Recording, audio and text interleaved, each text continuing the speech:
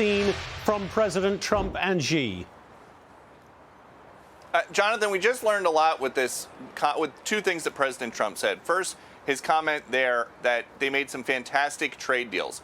Chinese state media is reporting that President Trump is basically getting what he wants, which is China to open up more to big American businesses. If that winds up being the case, and the White House confirms that, and confirms exactly what the contours of those deals are, that would be a win for President Trump. The other big thing is that President Trump, even though his emphasis has been on trade, chose to focus mostly during that side-by-side shot at the Garden on Iran. He said that the U.S. and China were in agreement that Iran should not have a nuclear weapon. That is a little bit different than what he told Sean Hannity earlier, which is that he doesn't quite see eye to eye with Xi on that specific part, China or Iran having a nuke. The pool was ushered out of the room before Xi's remarks were, translated remarks were shared. And so we don't know exactly what he said there. But if the United States, the one superpower, can get another superpower that does a ton of business and diplomacy with the Iranians, which is Xi and China, then if they can get them on board ending the war, then that would be a very big deal, and that would wind up being the biggest takeaway from this summit. But we expect to hear more about these trade deals. The business leaders that President Trump brought here are all killers on Wall Street and in the boardroom, and they are very unlikely to leave here completely empty-handed. And so we know Boeing got a big deal, 200 jumbo jets, we don't know what kind, but 200 big planes the Chinese government are going to buy.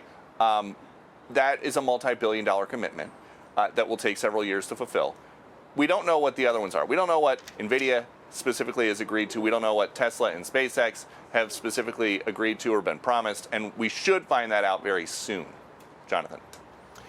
Peter, it seems to me everybody knows if you go to China, you have to be careful what you say, even the President of the United States. We've seen a very disciplined President Trump in his remarks there. Do you think we will get perhaps a more frank reading of these meetings from the President and other members of the White House and the Cabinet once you all get on board those planes and get out of China?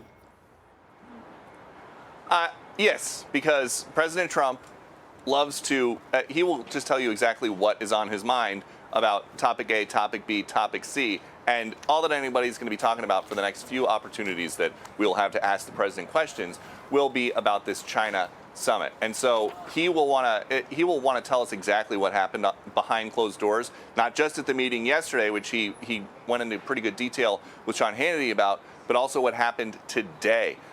Because, again, this is a multi-step process, and what is happening right now behind closed doors is the final step. This is where they're going to cross the T's and dot the I's, tie up all the loose ends so that they can go on Air Force One back to the United States and sell this big international superpower summit as a big win for the United States and for China.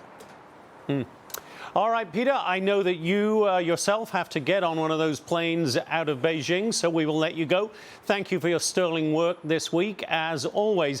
Be sure to like and subscribe for all the Fox News latest on YouTube and catch full shows streaming now on Fox One.